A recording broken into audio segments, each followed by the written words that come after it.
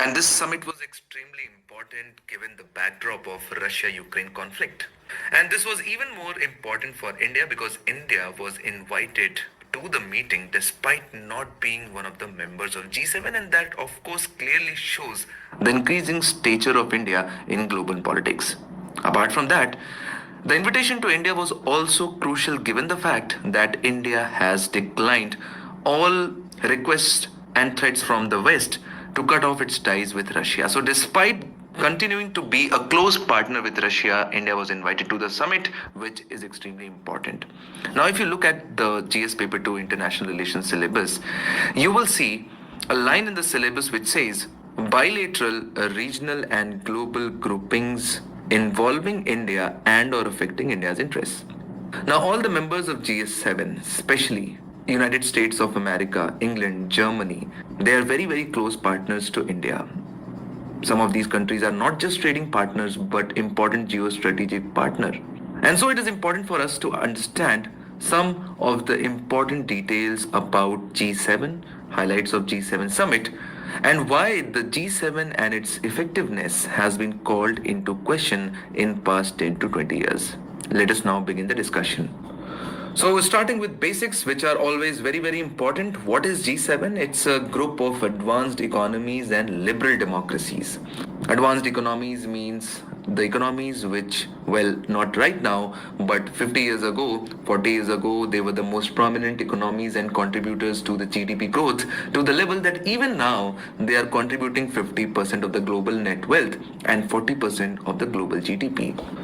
All these countries are liberal democracies. Now, this is a political term which basically means that a system which is categorized or characterized by regular elections, multi-party system, separation of power between various branches of the government. And so if you can take any examples, US, UK, Germany, Canada, all of these countries have these common trait, and hence it's a kind of homogeneous group of developed countries with liberal democracies.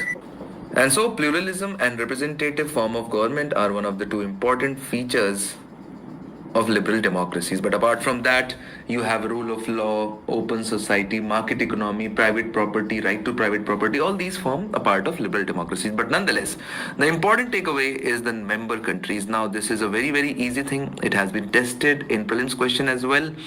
And so you should be able to let us know in the comment section which are these 7 countries which form part of G7 group.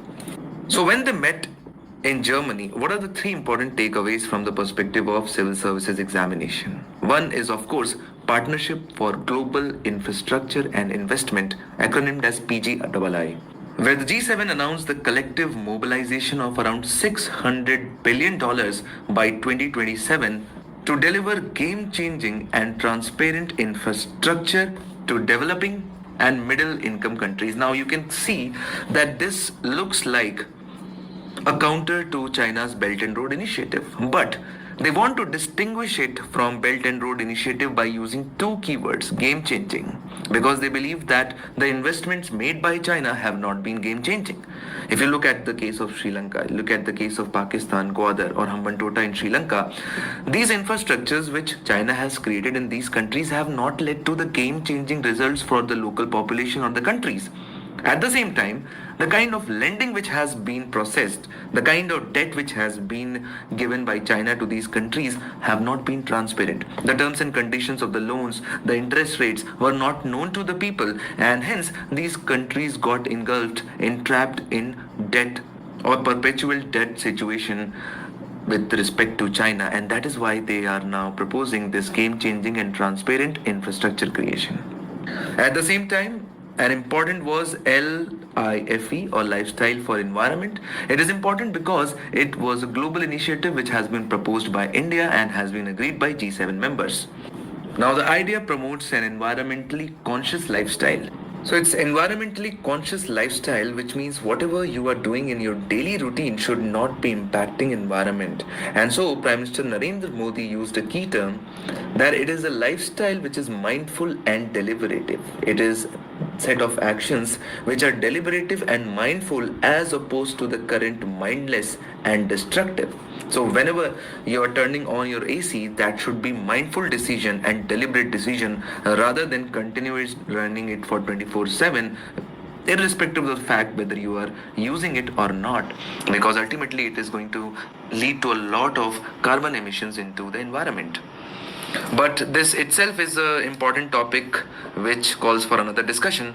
And third important takeaway was Russia-Ukraine crisis, where these countries have decided to prevent Russia from profiteering by the aggression of its war, including imposing ban on transport of Russian oil that has been sold above a certain price cap. And G7 group in total is considering wide-ranging sanctions on Russia, although what they are thinking, what they have decided has still not been finalized. So these were the important takeaways from G7 summit. But when it comes to the overall analysis of G7, one aspect which we cannot miss is about ineffectiveness. It has become ineffective. The prominence of G7 has declined, and the basic idea we can get from the fact that the enthusiasm behind the G20 summit has been much more as compared to G7, because G7 is not representative at all. Because when it was established, it accounted for 2/3 of the global economy. And currently, we have seen that around 35% of the global GDP is represented by G7. But this is just an economic perspective. If you look at it, emerging economies like India, China, Indonesia, Brazil, Mexico, Russia, they're not part of G7. So, not just from the perspective of economy, but also from the perspective of population, military heft, this group has stopped to remain representative of the global society or global group of nations. Then, it has failed to act on global issues. So there has been a failure on behalf of G7 countries to act on issues like climate change. Although these countries together have been the biggest source of historical carbon emissions, but if you look at it, around 60% of the carbon is still being emitted by the group of G7 countries.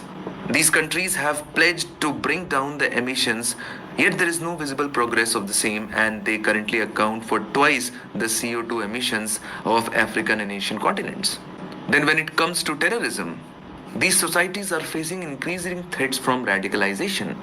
If you look at the country-wise membership of Islamic State or ISIL, majority of these foreign fighters came from countries like France, Germany, Italy, and Norwegian countries. Of course, they are not part of G7, but they have stopped to prevent the radicalization of the society, and as a group, they have not done anything to either curb money laundering or the terrorist financing. And then finally, they have allowed the weakening of a rule-based global order, especially in trading and economy. And more often than not, these countries themselves, who were initially the propounders of global rule-based order, they have challenged the rulings of organizations like WTO, UNCLOS, and hence they have paved the way for multilateralism. They have paved the way for Chinese-led global institutions, which we are seeing in the form of Belt and Road Initiative and various other organizations. So this topic appears to be important from the perspective of both prelims as well as mains examination.